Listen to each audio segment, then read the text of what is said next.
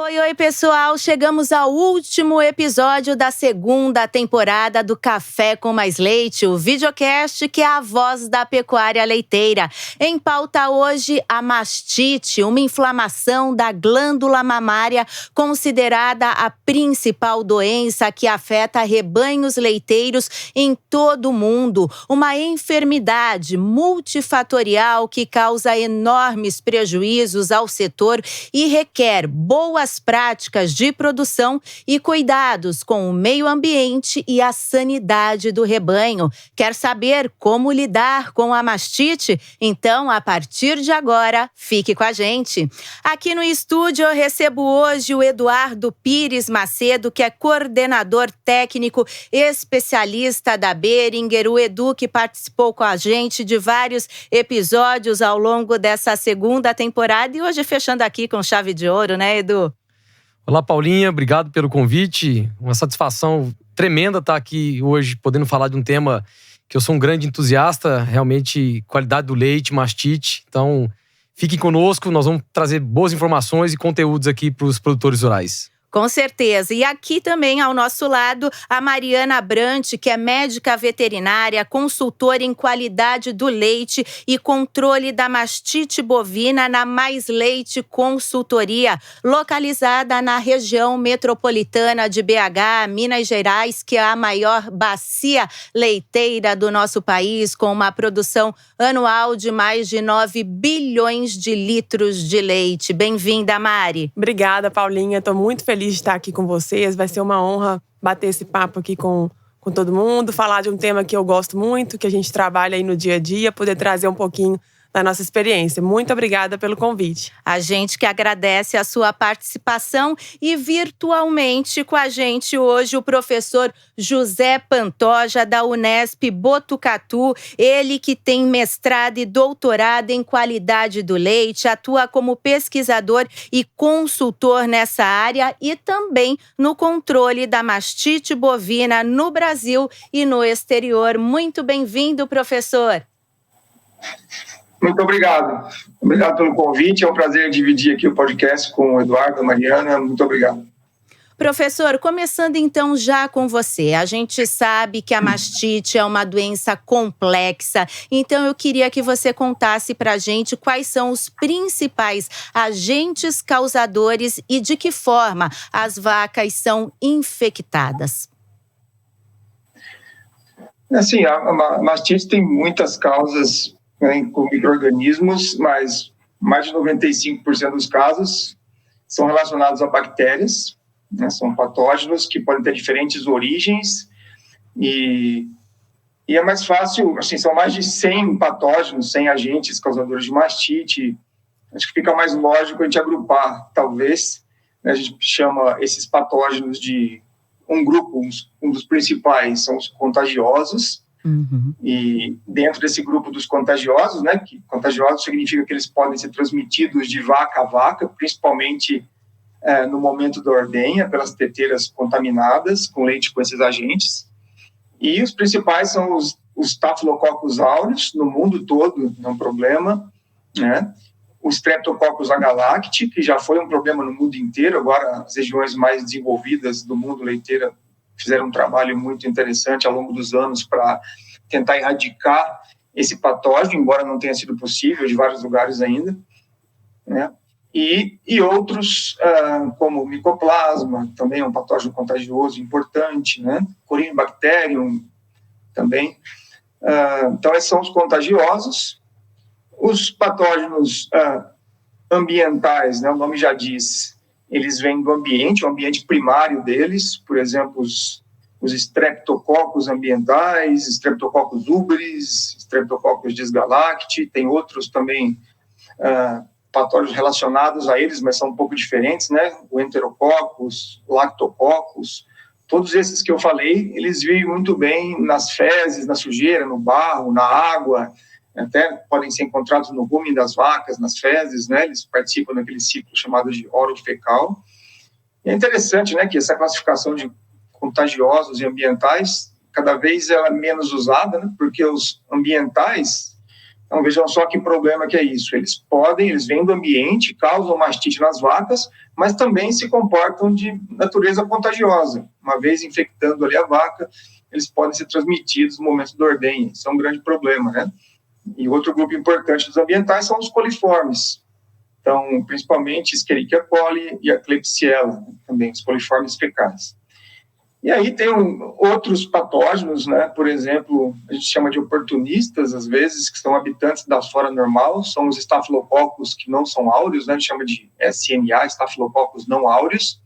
Eles estão ali, habitantes, né, da pele, da teta, do canal da teta, e, de repente, né, eles podem, por um fator ou outro, causam mastite, mas não são tão patogênicos, né, como os outros que eu citei. E outros, né, é importante saber que tem as algas também, que causam mastite, a prototeca, por exemplo, né, muito sério, e assim por diante, né. Então, eu vou responder depois as perguntas específicas, se vocês quiserem, sobre eles, dá para ficar falando o dia inteiro sobre os patógenos. É isso aí, professor. Agora, seja ambiental ou contagiosa, a mastite pode ser classificada em clínica ou subclínica. Quando a gente fala da mastite clínica, existem inclusive 3 graus da doença. Sim. Bom, mastite subclínica, geralmente é o maior problema, que causa maior prejuízos econômicos, porque a prevalência é muito alta, né? Hoje no Brasil, a gente publicou um trabalho alguns anos atrás, uma amostra grande de rebanhos brasileiros, e a prevalência era simplesmente metade das vacas, ou seja, cada 2 vacas no Brasil, em geral, uma tem mastite subclínica. Obviamente que isso muda muito, né, de fazendas para fazenda. Então, essa prevalência é bastante alta, e o problema é que a gente não vê essa mastite. O leite tem um aspecto normal, não tem nenhum sinal clínico, nenhuma alteração, né? A glândula mamária também não, então a vaca está lá produzindo leite, mas ninguém sabe que ela está infectada. A gente só sabe se fizer um teste diagnóstico, que pode ser a cultura do leite, ou pode ser um teste indireto, né? Que é um teste de contagem de células somáticas, por exemplo. A gente pode mandar para o laboratório, né, da rede oficial, ou então mesmo fazer um teste de CMT, tem vários testes. Então, essa é a mastite subclínica. E é importantíssimo monitorar, né, a epidemiologia da mastite subclínica todos os meses, né? Saber a porcentagem de vacas infectadas, como isso varia ao longo do tempo, se o problema está aumentando ou diminuindo. Então, isso é fundamental. O consultora tem que fazer isso de uma forma muito bem feita para avaliar o seu próprio trabalho. Bom, a mastite clínica, como o próprio nome diz, ela é visível. Qualquer alteração no leite, por exemplo, alteração de cor, o leite pode estar mais amarelado, mais esverdeado, né? Tem vários tipos de alteração de cor. A consistência pode estar alterada, pode haver grumos, pus, né? Então, dependendo, né, do grau, dependendo da quantidade de sinais clínicos, a gente classifica em 3 graus, né? O grau 1 é quando as alterações são visíveis somente no leite, então o úbere da vaca, ali, a glândula mamária, está ok, sem sinal clínico algum, a vaca está bem de saúde. O grau 2 é quando o leite está alterado e existe pelo menos uma alteração na glândula mamária, então ela pode estar com algum sinal inflamatório, pode estar avermelhada, inchada, endurecida, dolorida, todos esses sinais de inflamação. E o grau 3 é quando o leite está alterado, né, o úbere está alterado e existem alterações sistêmicas também na vaca. Então, às vezes, ela está, né, nesse caso do grau 3, ela está doente, ela pode estar em decúbito, pode estar desidratada, aí depende da gravidade, né? E é super importante registrar esses graus, né? Não adianta só definir, na prática é importante, porque aproximadamente 60% dos casos de mastite são grau 1. Então, se você chegar numa fazenda e perceber que tem menos grau 1 do que o esperado, né, isso acontece no mundo inteiro. Se a porcentagem, por exemplo, for 10% uma fazenda de mastite grau 1, alguma coisa está acontecendo. Provavelmente, os ordenadores não estão detectando a mastite corretamente. Então, é importante que o pessoal de ordenha, né, os técnicos, saibam a definição de um caso de mastite. Isso é um grande problema, né, para quem lida com isso todo dia, e varia demais de fazenda para fazenda. Perfeito. Agora, Edu, o professor falou lá no início que existem mais de 100 diferentes patógenos, né, causadores da mastite. Como diagnosticar? Vamos explicar melhor essa questão? Como o professor colocou bem, o diagnóstico é de suma importância, né, para a conduta correta do tratamento da mastite. Importante, o diagnóstico preciso e rápido. E da forma melhor, talvez a evidência melhor que o fazendeiro possa ver são os ordenhadores, como o professor Pantoja comentou. Então, a avaliação no local do fosso é importantíssima. Então, a avaliação, como é que está o leite? Então, existe um teste simples, o teste da caneca de fundo preto, para identificar qualquer alteração na glândula mamária. O monitoramento do úbrio dos animais. Então, é importante identificar essa mastite clínica, que foi bem comentada pelo professor, que passa por esses 3 graus, né? Leve, moderado e severo. E é uma avaliação do próprio animal ou do leite, né? Agora, a importância do diagnóstico também, pensando nas mastites subclínicas, que é o que representa o maior prejuízo, né? Seja na perda de produção leiteira e propriamente na perda de qualidade. E aí são os testes indiretos que o professor comentou, que pode passar pela análise de contagem de células somáticas, né?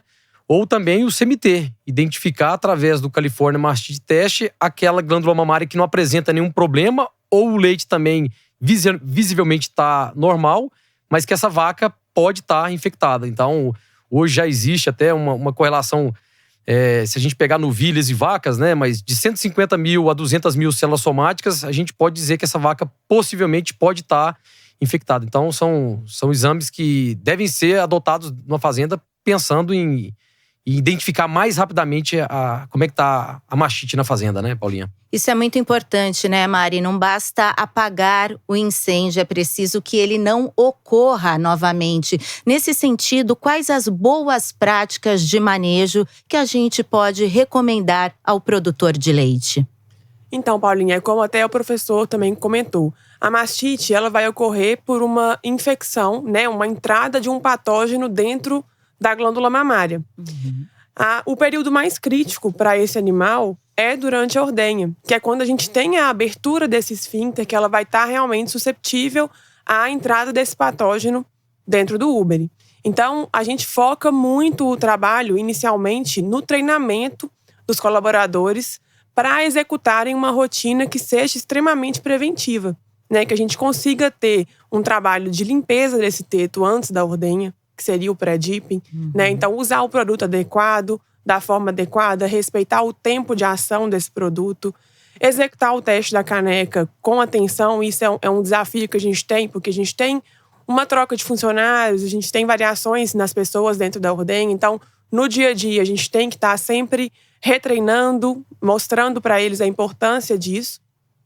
E também o processo de ordenha de forma completa, de forma confortável para a vaca, que aí entra a questão do equipamento, né? Da regulagem desse equipamento, do dimensionamento, das manutenções que têm que ser feitas, preventivas, têm que ser executadas de forma correta, ter um calendário para que essa manutenção seja executada de forma correta. Acabou a ordenha, muito importante, extremamente importante, o pós-dipping, a escolha de um produto que seja adequado para o desafio da fazenda e que ele também seja bem aplicado, né? Então, a gente foca muito o trabalho dentro do fosso de ordenha, que é onde a gente tem um grande risco de contaminação. O animal saiu da ordenha, ele tem que ter a disponibilidade do alimento ali de forma rápida para que ele não deite, né? Porque o esfíncter ali do teto, ele vai ficar aberto ali 30 minutos até 1 hora após a ordenha. Então, se esse animal deitar, vem o risco das mastites ambientais. Então, a gente tem que ter essa disponibilidade do alimento ali imediata após a ordenha para que a gente consiga ter o fechamento desse esfíncter e a redução do risco ali nesse momento, certo? Além disso, a gente também tem os tratamentos, né? A gente tem que focar muito no tratamento adequado para a mastite clínica, né? Além de identificar rápido, ter um tratamento adequado para aquele tipo de perfil de bactérias. Acho que a gente vai explorar isso um pouco mais depois. E também focar muito na terapia de vacas secas, que é quando a gente tem a chance de eliminar essas infecções subclínicas, principalmente. Normalmente, a gente não faz o tratamento dessas infecções durante a lactação. A gente deixa para tratar no período seco. Então, é extremamente importante fazer a secagem de forma adequada, usar os medicamentos corretos e também fazer a limpeza, o processo de secagem de forma adequada. E acho que, por último, é a gente ter uma linha de ordenha, né? O que é isso? Ordenhar, por último, os animais que têm mais risco de estarem doentes, animais de CCS alto ou animais com auros, com agaláctico, esses patógenos contagiosos que a gente viu, que se eles forem ordenhados primeiro, é um risco para os outros animais que vão vir depois. E, ao longo do tempo, ter uma escala de descarte dentro da fazenda, que a gente precisa ter um trabalho em cima desses animais crônicos, que, de fato, ao longo do tempo, é natural que a gente tenha que descartar para a gente ir reduzindo, né? À medida que vai entrando as primíparas no rebanho, a gente vai trabalhando o descarte também dos animais crônicos, né? Então, acho que seria isso. Perfeito, é um conjunto, né, de boas práticas de produção e isso serve para o pequeno, para o médio e para o grande produtor de leite. O Edu gostaria de complementar. É um exemplo, né, que a Mariana comentou agora, né, o pós-ordenha. O quão crítico e importante é que o animal fique de pé esses 30, 40 minutos, 1 hora de pé. Estava conversando ontem com um proprietário lá de Arizona, Goiás, que diagnosticaram lá um grande problema que estava acontecendo por Klebsiella. E realmente, a disposição de coxo, isso é uma coisa que o fazendeiro às vezes não tem atenção. E nós temos uma dominância. Então, se você não tiver lá os 60 a 80 centímetros por vaca, para que ela, depois que saia do ordenha, ela tenha espaço para ela se alimentar, por dominância ela vai deitar e o esfíncter está aberto. Então, é o que você falou, é um conjunto de medidas e fatores que a gente tem que realmente implementar na prática para que a gente possa fazer um controle efetivo, né, das mastites, né? É isso aí, fica uma porta de entrada ali aberta, né? Pode complementar, Mari. E até Mari. a importância também desse ambiente, né? Que a gente tem várias situações. O Brasil é muito grande e muito heterogêneo. A gente tem muitos sistemas diferentes e riscos também diferentes. Então, a importância de manter um ambiente o mais limpo possível, o mais confortável. Nós estamos entrando numa época de muito calor, né? O animal também tem que ter imunidade. E a imunidade vem muito do conforto, né? O animal que está confortável, ele consegue, de fato, na presença de uma bactéria, de um agente ali infeccioso, de conseguir debelar essa infecção de forma mais rápida, né? Agora, Edu, a gente pode dizer que essas medidas preventivas, elas contribuem para o uso racional de antibiótico, que a gente sabe muito bem que o uso indiscriminado é uma ameaça à saúde pública. Sem dúvida. E nós, como uma farmacêutica humana, que é a Boehringer, nós estamos realmente preocupados quanto a esse uso indiscriminado de antibióticos, né? Existem estudos preditivos, né, que dizem que em 2050, uma das maiores causas de morte nos seres humanos poderá ser pela resistência aos antimicrobianos. Então, o uso indiscriminado, ele tem que deixar de ser feito, né? Até o professor Pantoja tem muito também esse relato da gente usar drogas que deveriam ser destinadas para seres humanos que são usados de forma indiscriminada na saúde animal. Isso é de extrema relevância. E nós temos que entender que usar antibiótico é uma pequena parcela da contribuição. A vaca é a grande charada para que tenha a taxa de cura esperada. E é lógico, o patógeno em segundo momento. Então, o uso de um antimicrobiano, ele tem que ser feito, mas feito com critério. Tem estudos que falam, por exemplo, que uma primípara ela tem uma taxa de cura de 80%. Só dela sair da primeira para a segunda lactação, já cai 15%. Se uma vaca, por exemplo, tem histórico de mastite ou CCS elevada, pode cair até 25%. Então, assim, os produtores que estão nos ouvindo hoje, o uso de antibiótico tem que ser feito, mas feito com critério. Sempre procure um médico veterinário para que seja feita a melhor recomendação possível, né, Paulinha? Mesmo porque, como você disse, existem muitas variáveis. Agora, professor Pantoja, estima-se que a sanidade ela responda por cerca de 3,5% dos custos totais de uma fazenda, mas um único caso, por exemplo, de mastite numa fazenda produtora de leite, os prejuízos podem ser enormes. Então, é importante a gente destacar muito bem isso. Sim, o custo da mastite é muito maior do que muitas pessoas imaginam, né? Por exemplo, vou citar alguns os principais componentes do custo. Talvez os dois principais, né, são a queda de produção de leite, tanto na mastite clínica como subclínica, a remoção de animais, né, involuntária, que é o né? O descarte é um custo, é um dos maiores, dependendo do estudo que a gente olha, tá? Quase ninguém pensa nisso. O descarte de leite, né, imediato, quando você está usando um antimicrobiano e tem aquele período de carência, que esse leite tem que ser descartado, são 3 custos aí principais.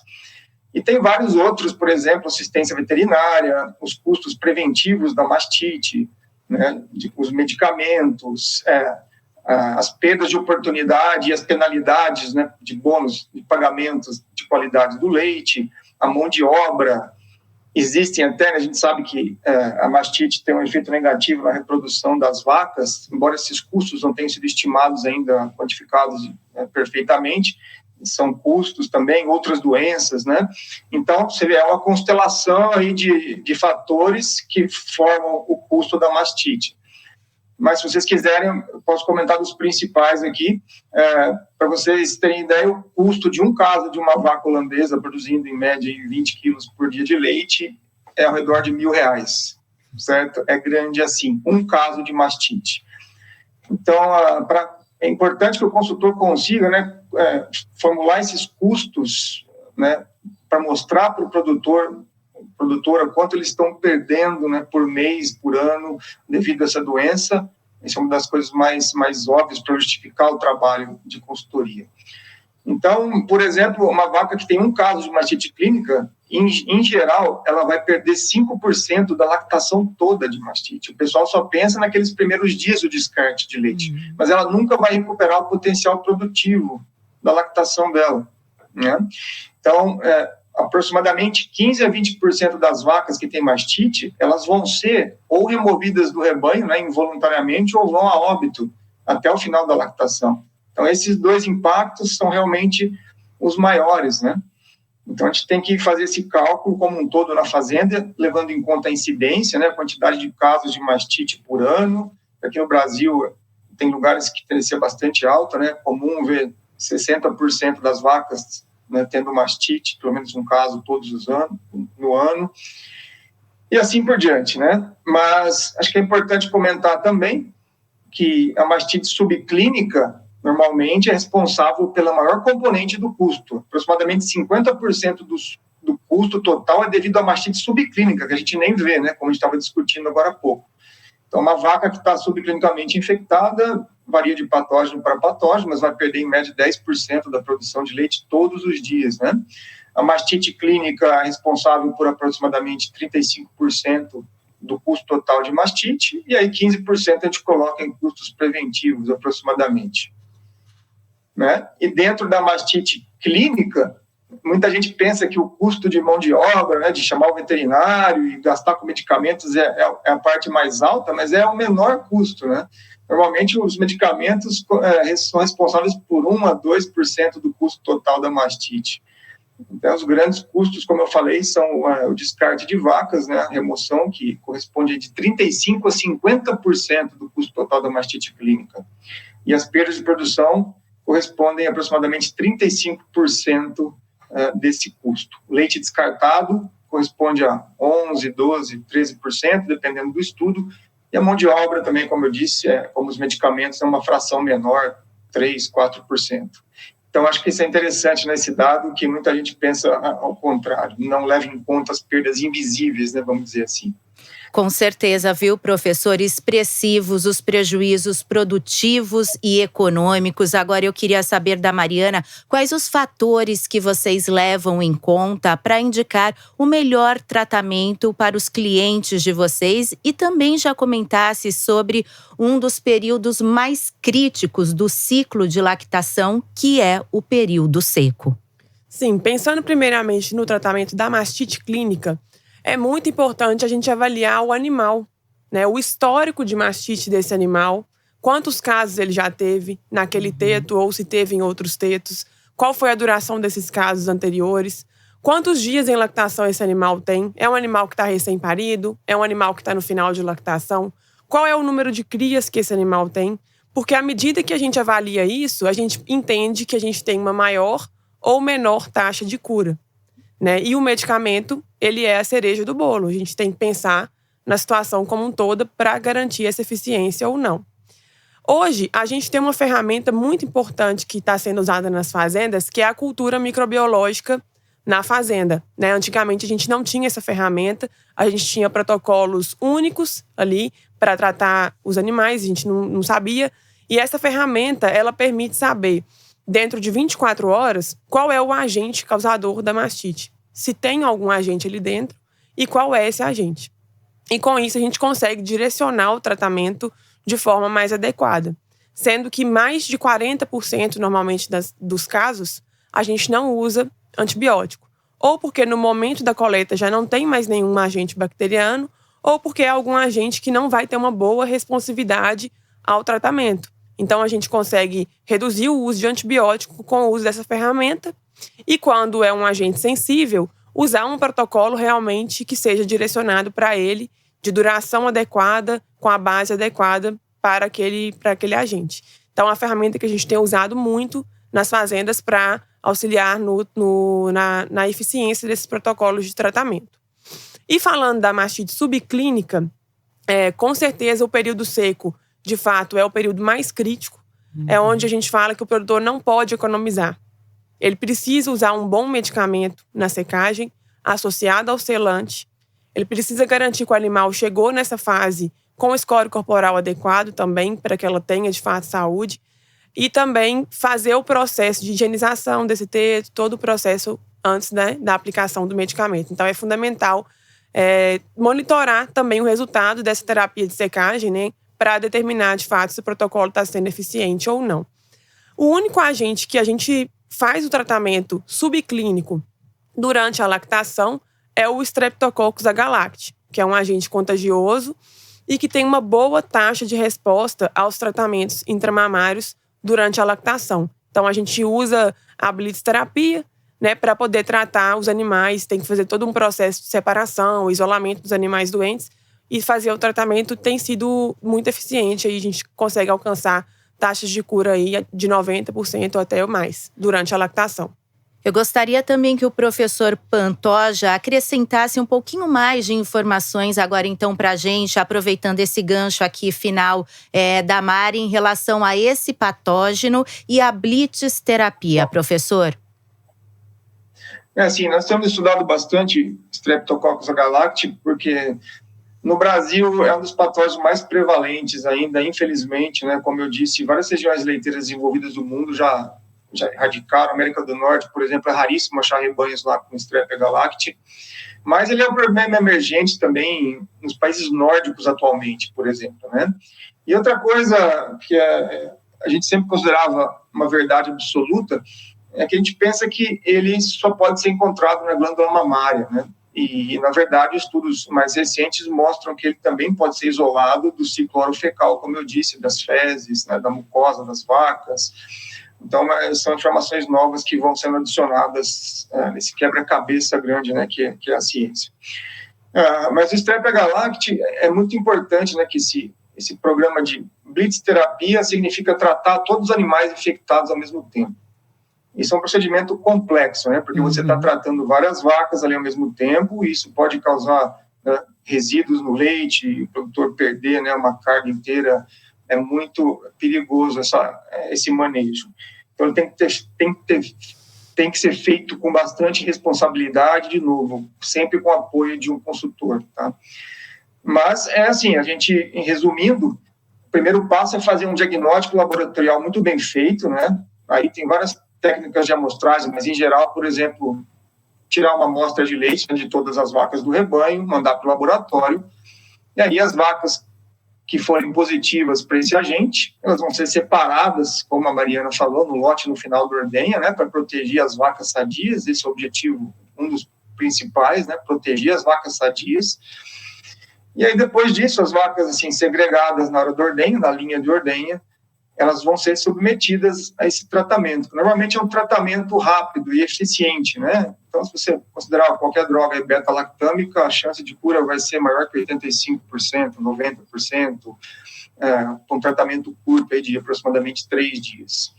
Então, a gente faz esse tratamento nas vacas, todas ao mesmo tempo, né? Isso é importante também, porque um erro grande que eu vejo é o produtor tentar tratar em lotes. Ele fala, vou tratar para não ter que descartar tanto leite, eu vou tratar metade das vacas infectadas essa semana e no mês que vem eu trato outra metade. Isso é uma coisa muito perigosa, porque o agente é muito contagioso. Qualquer animal infectado que tiver ali no rebanho, ele tem uma chance grande de continuar a disseminar o agente para os outros animais, né?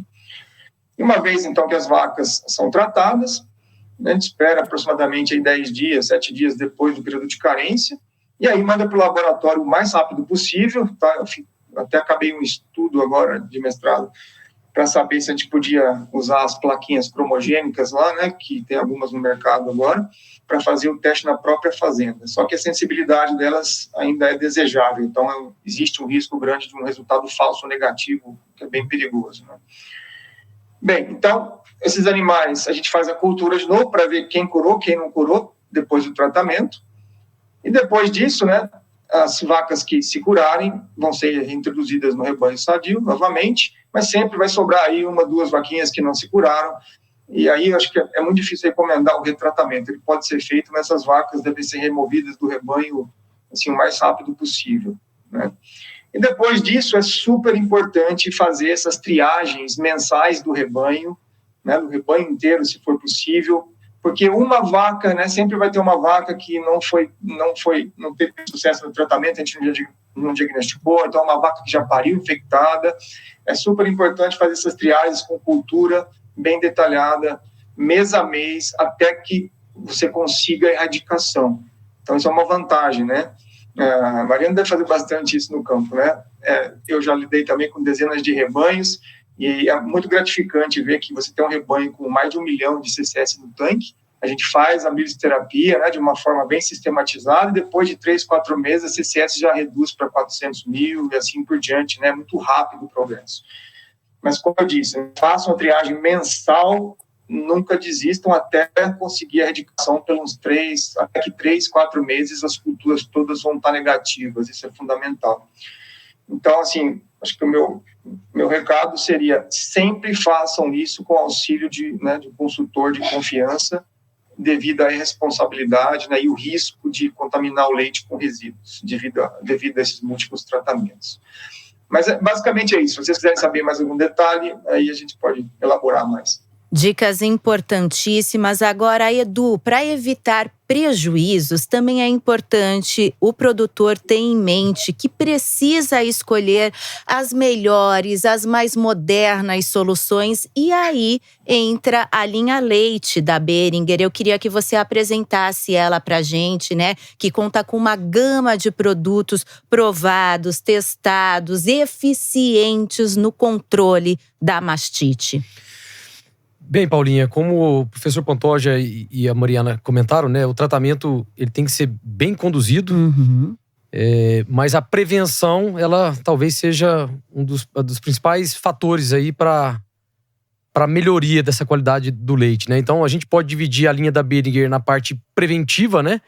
E aí a gente pensa o melhor momento, como a própria Mariana falou, do investimento em bons produtos. Então, a linha de secagem, a gente conta com uma vacina, pensando em minimizar ou reduzir aí a severidade dos casos das mastites ambientais por coliforme, né, que é a JVAC.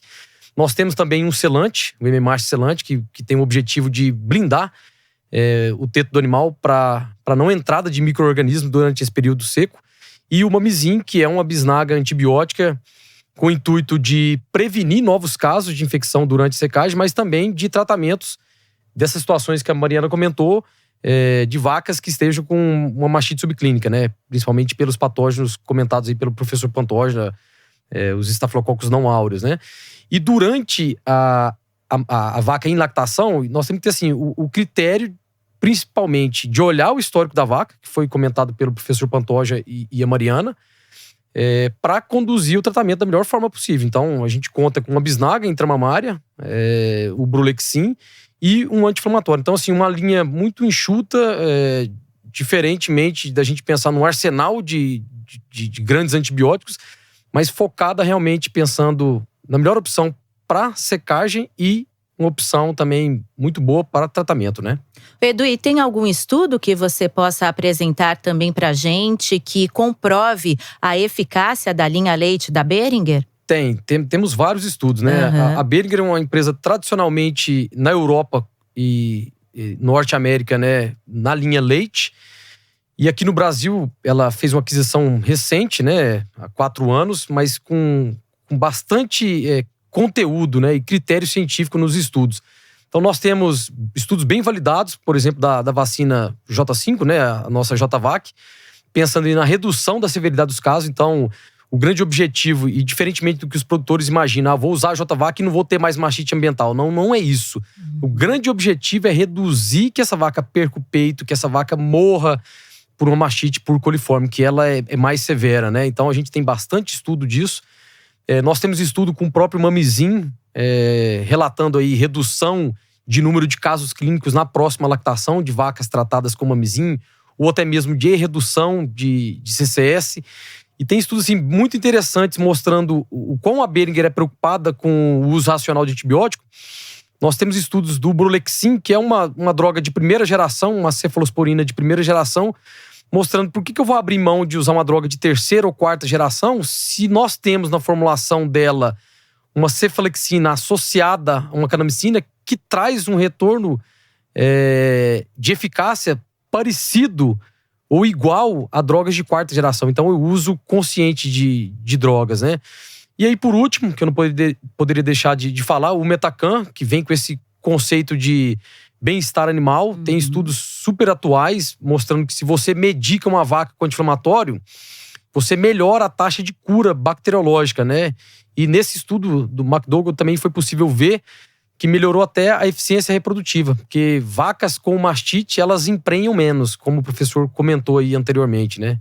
Então, sim, a Boehringer tá muito preocupada em todos os materiais que a gente divulga para os nossos consumidores, baseados em ciência, que eu acho que é a maior validade, né?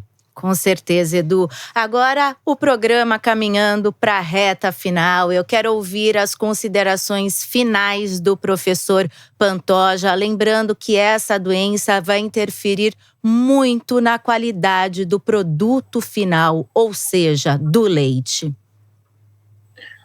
Então, sim, eu queria, baseado no que foi falado, eu queria só dizer que atenção especial assim, a mastite clínica, né, pelo manejo. O Eduardo citou um ponto muito importante, que é a nossa responsabilidade com a saúde pública. Se a gente quiser que a nossa indústria leiteira seja sustentável, nós temos que zelar por ela, né, e adotar práticas, né, que protejam a saúde pública. E uma delas é não usar os antimicrobianos, que são listados como críticos para uso humano pela Organização Mundial de Saúde.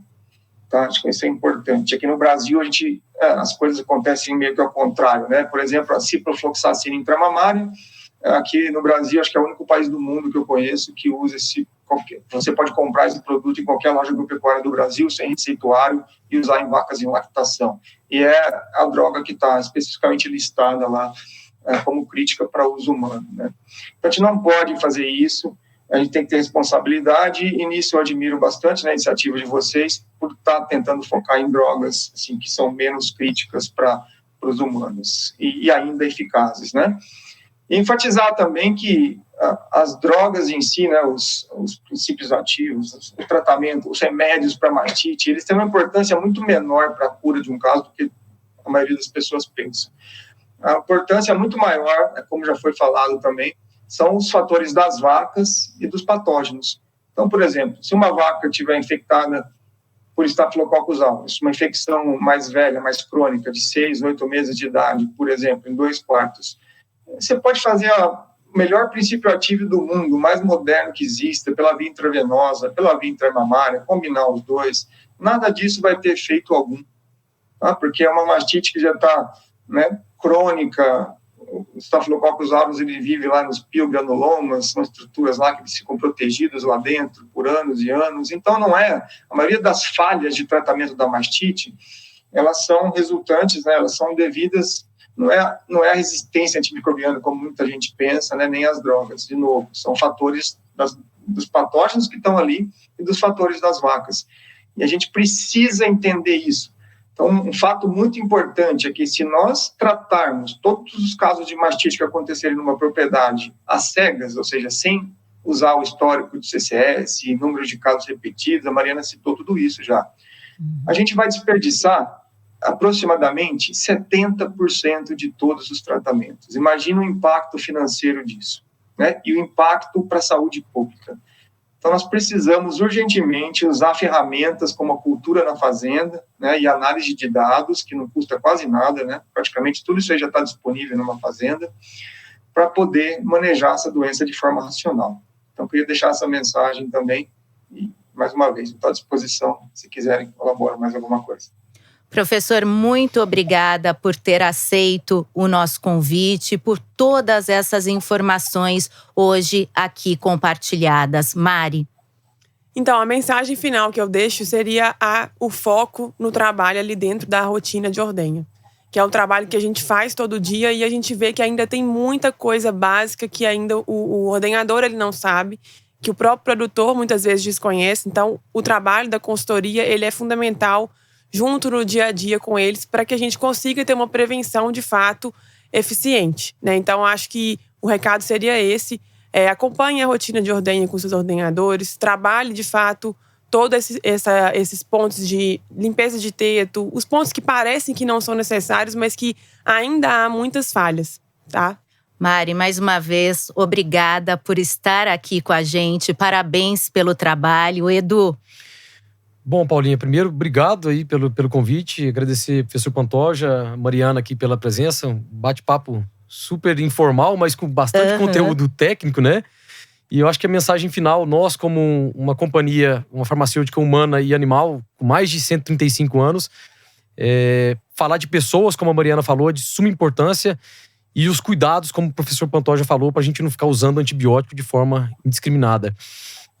Nós estamos pensando aí, o Diogo Nóbrega fez uma pesquisa dizendo que em várias fazendas do mundo todo, mais de 50% ou aproximadamente 50% de todo antibiótico consumido no mundo, não estamos falando só do Brasil, é para tratar essa doença, que é super comum, talvez diria em 100% de todas as fazendas leiteiras.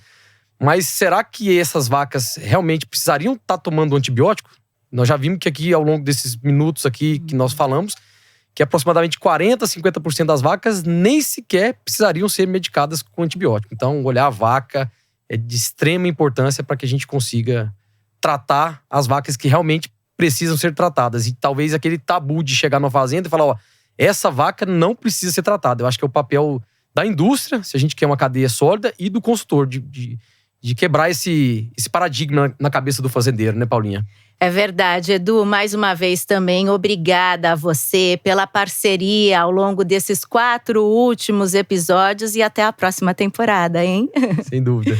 É isso aí, gente. Essa temporada chegou ao fim, mas podem esperar que ano que vem tem mais. Até lá, não esqueçam de ver e rever quantas vezes quiserem os nossos 4 episódios disponíveis nas redes sociais da Boehringer. Vocês podem curtir, comentar, compartilhar e também já sinalizar quais os temas gostariam de ver aqui no episódio, na temporada 3 do Café com Mais Leite, a voz da pecuária leiteira. Muito obrigada a todos pela audiência, a companhia, o carinho e muito obrigada a Boehringer pela oportunidade de estarmos juntos novamente. Até mais, pessoal. Beijo grande. Tchau, tchau.